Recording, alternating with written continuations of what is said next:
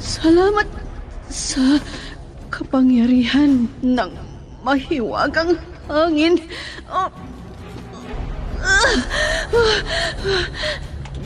Nandito na ako sa kuweba. Aray ko! Manganganak na ako!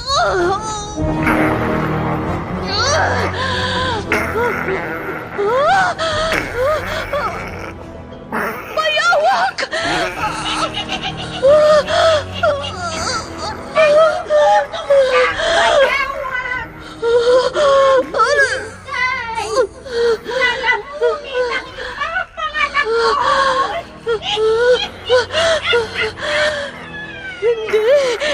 Hindi ko ipahihintulot. Bathala ng hangin! Iligtas mo ang lahi mo!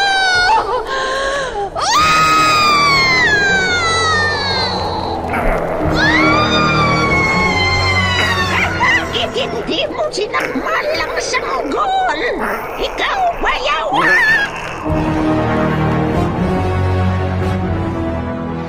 Immortal. Kasaysayan ng isang dayuhan na hindi mapagtanto ang pinanggalingan. Punong-puno ng pakipagsapalaran ang kanyang buhay mortal sa likuran nang hindi niya alam ang kanyang pagkakakilanlan. Ano ang kanyang pakay sa mundo ng tao? Immortal! Naiibang nobela na inyong mapapakinggan sa oras na ito mula Lunes hanggang Sabado.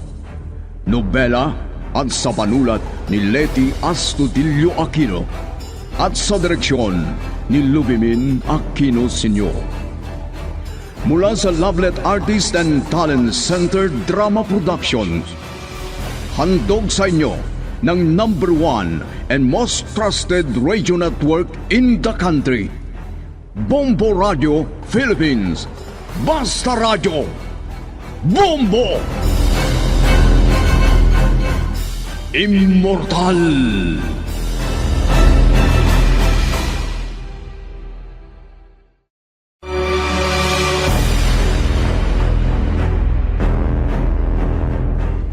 Ang nakaraan, hindi pa rin mapawi ang pag-aalala ni Madam Shona sa mga kinikilos ni Gadon. Iniisip niya kung muling babalik ito sa dati niyang negosyo. Isang negosyong nakasangkutan ng pagkamatay ng asawa niya. Kinausap niya si Gadon, subalit tinalikuran lamang siya nito. Lumipas ang mga araw, tumawag ang kontak ni Gadon sa negosyo. Ipinahayag nitong nakahanda na ang lahat para sa shipment ng mga produkto. Labis na natuwa si Gadon. Ngunit bigla siyang kinabahan nang tumawag si Ador upang ipaalam ang pagkawala ni Diabla at ng buhayang inaalaga nila sa farm. At ngayon, narito ang karugtong ng nobelang pinamagatang Immortal.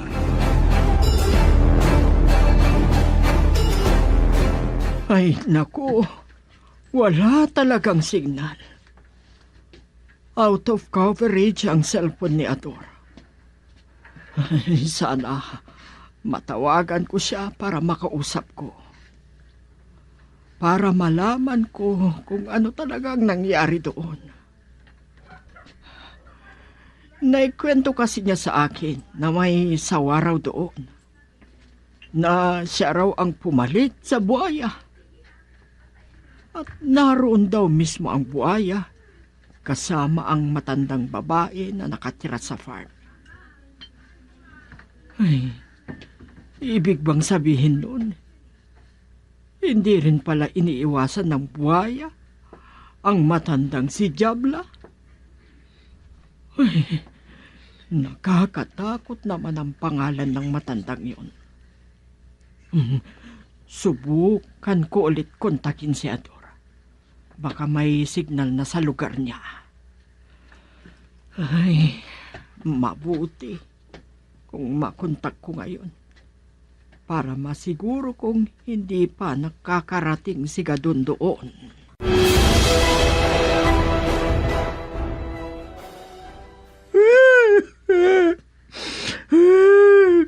Hello, madam. Ay, salamat at nakontak din kita, Ador. Anong nangyari dyan sa farm? Umiiyak ka ba?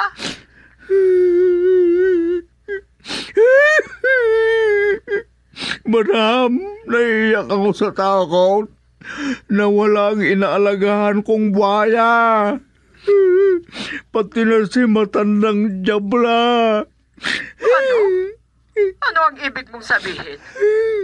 Baka pinalayas ng matandang Jabla ang buhaya. O baka nilamon na ng buhaya kasi nagugutom. Oo nga, madam. Baka nga ganun ang nangyari. Ay, Diyos ko pong mahabagin. Napapaisip tuloy ako na baka nga totoo. Pero sana hindi naman. Kinakabahan tuloy ako. Paano kung magutom ulit ang buhaya? Tapos lalabas siya at baka naman ako ang susunod niyang kainin. Mag-ingat ka, Ador. Oo nga pala. Baka malapit nang dumating si Gadon dyan. Sana nga matagpuan ninyo ang buhaya. Kasama si matandang Jabla. Sana nga, madam. Sige, hintayin mo si Gadon. Baka sandali lang at nandyan na siya. Bye. Bye, madam. Ay, Diyos ko. Mabangis ang alaga ni Ador. Parang hindi ako naniniwalang hindi mapanganib ang buhaya. Parang hindi ako naniniwala na saktan o sakmalin ng buhaya si Ador. Paano na kung si Ador ang susunod niyang sasakmalin? Diyos ko, ano ba yan? Ano kayang iniisip ng Gadon? At ganun pa ang naisipan niya. Ang mag-alaga ng mabagis na nilalang. Amar! Amar, anak! Wala naman siya sa kwarto niya. Wala rin sa rooftop. Kaya sigurado akong dumaan na naman siya sa bahay ng ninong niya. Ay, sana hindi totoo ang kutob ko na doon siya napunta sa kapitbahay. Lalo na kung si Ivana naman ang lagi niyang kasama. Ay, babalik ako sa rooftop. Baka sakaling makita ko ang anak ko. Kung sa rooftop nga ng bahay ni Sir Artemio siya nagpunta.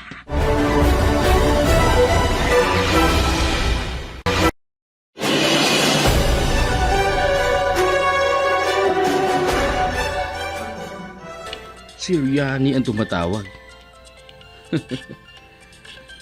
Siya rin ang nakita ko kanina sa rooftop ng bahay niya.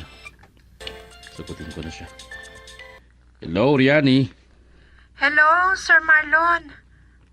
Pasensya na. Tinawagan pa kita kahit nakita na kita doon kanina. Nakakaya rin kung sisigaw pa ako ng bigla. Oo nga naman. O ano, may sasabihin ka ba? Gusto ko lang malaman kung nandyan si Amar. Wala kasi siya dito sa bahay. Oo, nandito siya.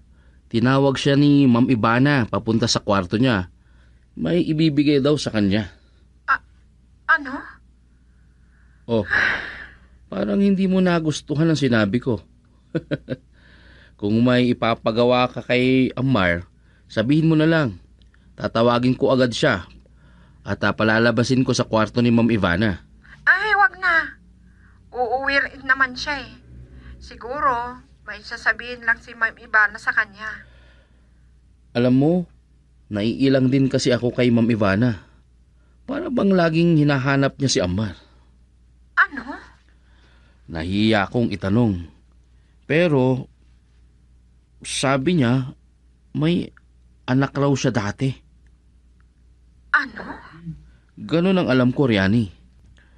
Kaya, posible sa tuwing nananabik siya sa anak, si Amar ang nagiging pampalubag loob niya. O sige na, Sir Marlon. Hihintayin ko na lang na makauwi siya. Bye. Bye. Ay, mukhang hindi rin maganda ang pakiramdam ni Riani. Sa sinabi ko na si Amar ay nasa kwarto ni Ma'am Ivana.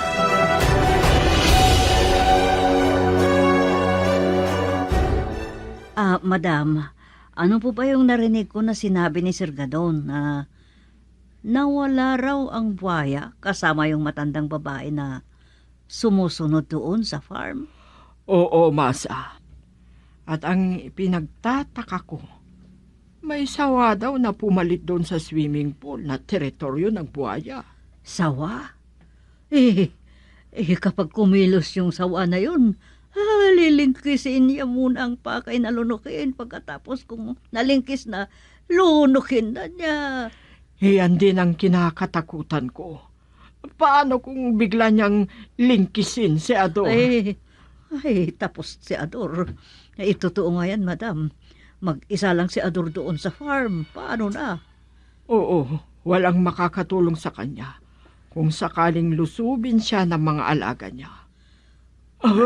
Pero mabuti na rin at nawala raw ang buhaya. Umalis kaya sa farm? Umalis man o nagtago sa kung saang parte ng farm, nandoon pa rin siya. Nakakatakot pa rin sa farm.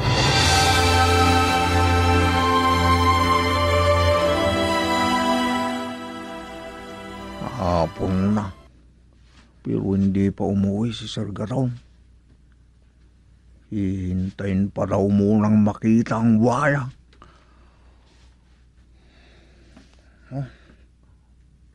Umaasa na hindi pa siya nakalis ang buhaya. Oo naman kasi. Saan pa ba magiging ligtas kung hindi dito? Ay nako. Swerte nga ang buhaya na yun. Kasi nailayo siya sa maraming tao. Pati ang sawa. Talagang takot ang mga tao sa kanya. Pero ang iba, hindi natatakot. Kasi pag nahuli nila, ginagawa nilang pulutan. Grabe.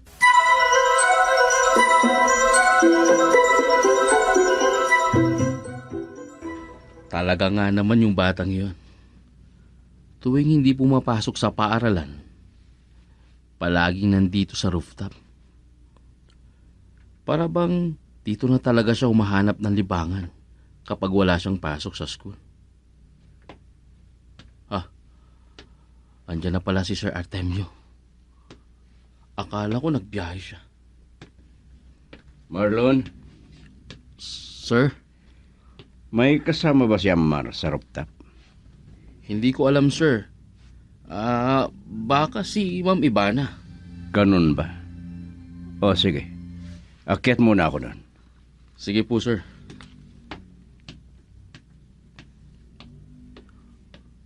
Pupunta si Sir sa rooftop. Kung nandoon si Ma'am Ivana, para ba sila ang tunay na magulang ni Amar? Aba, ano ba itong naiisip ko?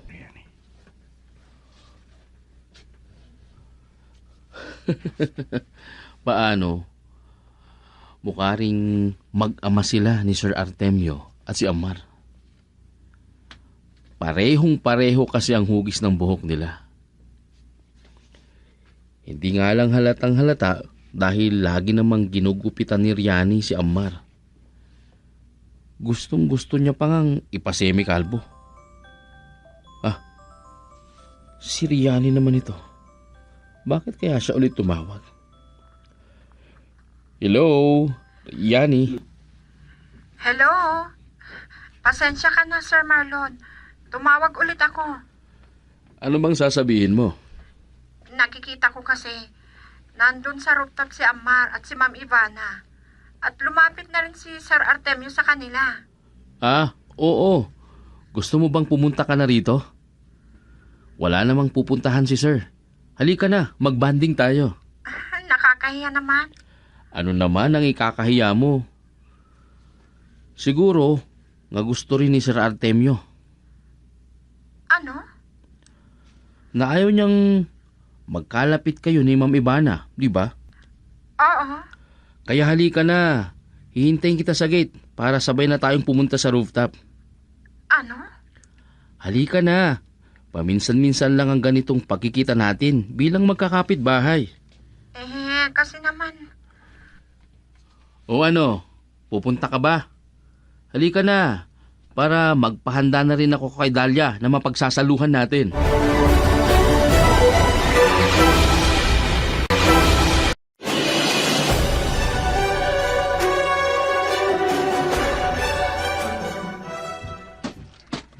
Andito ako sa lugar na may signal, sir. Oo, sir. Natagpuan ko rito sa burol ang spot na may signal. Kaya nandito ako ngayon. Oo, sir. Malinaw na natatanggap ko ang sinasabi mo. Ano ngayon? Oo, sir. Oh. Ano nga pala yung binabanggit mo kanina, sir? Hindi ko kasi gaanong naintindihan dahil nawawalang signal doon sa rest house.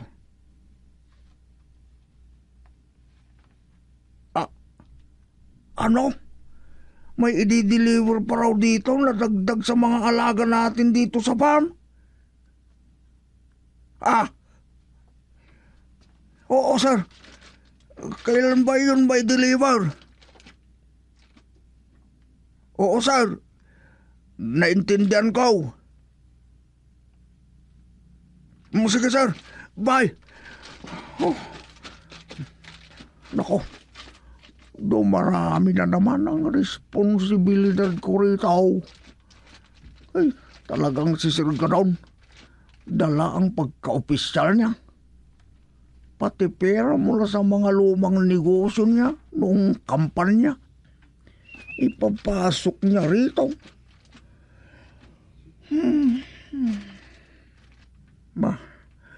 Hintayin ko raw ang mga darating na trabahador. Kumpleto raw ang mga materyales para sa ipatatayong kulungan ng mga hayop kapag na-deliver na at dumating ang kontraktor kasama ang mga tauhan niya.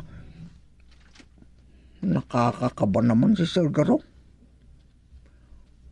Iniisip ko kung totoo ang sinabi niyang madaragdagan pa ang mga hayop dito. Hindi lang yung buhaya at yung sawa. Marami pa raw ang idadagdag. Diyos ko naman. Baka hindi ko kayanin na ako lang ang mag-aalaga sa lahat.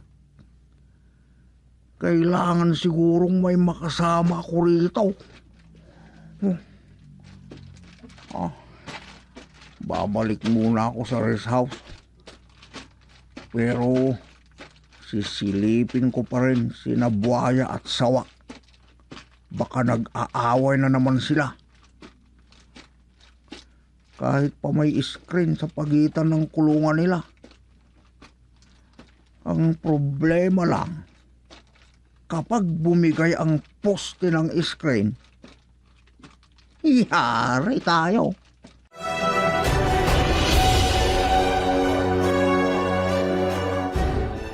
Hindi ka dapat magtaka kung minsan hindi mo nakikita ang buhaya sa swimming pool. Dahil ako ang nag-aalaga sa kanya. Ano? Hindi ko pa nasasabi. Ay. Pero malaki ang koneksyon ko sa buhaya. Ako ang nagpalaki sa kanya mula pagkabata. Ano raw? Hindi pa alam ng lahat. Pero huwag kang matakot. Magkasama tayo. Ano ang ibig mong sabihin? Magkasama tayo, sabi ko. Marami pang aalagaan dito. Pero hindi ka mawawala. Hindi ka mahihirapan basta kasama mo ako. Sa edad mo na yan? Tutulungan mo pa raw ako? Ay, huwag mong maliliitin ang kakayanan ko. Malay mo, mas malakas pa ako kesa sa'yo. Ano? Hindi nga. Matanda ka na eh. Oo. Hindi ka naniniwala? Halika. Punta tayo sa kinaroroonan ng buhaya sa swimming pool. Ano? Ano ang gagawin natin doon? Basta sumama ka. Sundan mo ako. Ako, nauna na siya. Sundan ko na lang. Ano kayang gagawin niya doon?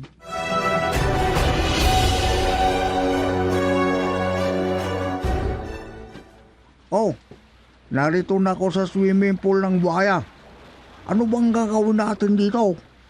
Hindi ka naniniwalang malakas ako? Hindi. Hindi mo alam ang kaya ko.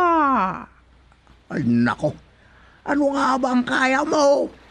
Aha! Talaga palang minamaliit mo ako, ha? Matanda ka na eh. Kukuba-kuba ka ba? Ano pa nga ba ang lakas mo kundi ay nako? Matanda raw ako, ha? Pero...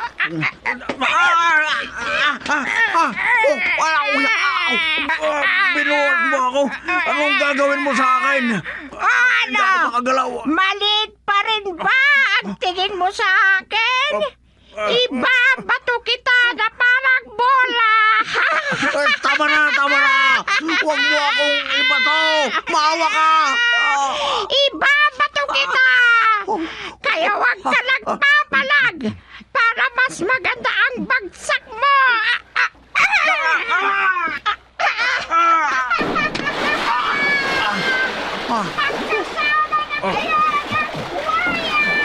Huwag mo akong lapitan.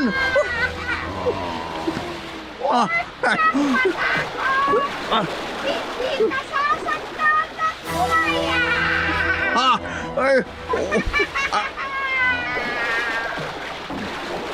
Ang ibig mong sabihin? Nakaharap na lang naman sa akin ang buhaya. Nakatingin ka lang sa akin.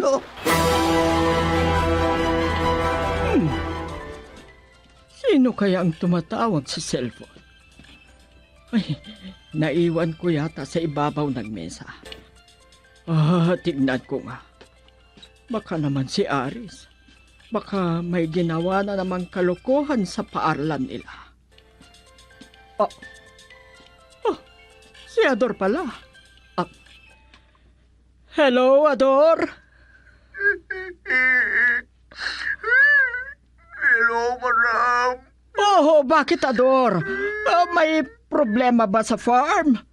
Hindi ko na alam kung problema nga. Kaya kayo nang tinawagan ko, imbes na si Sir Gadon. Ano yun? Sabihin mo agad. Ayaw mo nang makasama si matandang diabla dito sa farm. Dapat palisin na ninyo. Sabihin nyo kay Sir Gadon. Ano? Ayaw ko talaga siyang makasama. Totoo ba namin? Siya ay isang diabla sa tanas. Ano? Sabihin nyo na lang kay Sir Gadon. Ay, wala si Gadon. Bumiyahe siya papuntang Palawan. Ano? May personal siyang kailangang kausapin doon. Ganun ba? Paano na ngayon? Bakit? Ano ba kasi ang ginawa sa'yo ng matandang babae dyan sa farm? Basta, ayoko na dito. Ano bang ginawa niya sa'yo? Totoo pala. Diabla talaga siya, madam. Kaya ayaw ko nang makasama rito. Sige, hintayin mo na lang na makabalik si Gadon. Kailan pa? Basta hintayin mo. Sasabihin ko sa kanya lahat ng sinabi mo. Panginoon ko, maawa kayo, madam. Mamamatay ako sa takot dito. Ano ang ibig mong sabihin, Ador? Basta, ayoko na siyang makasama. Sabihin niyo kay Sir Gadon. Bye. Ano na kayang nangyayari doon sa farm?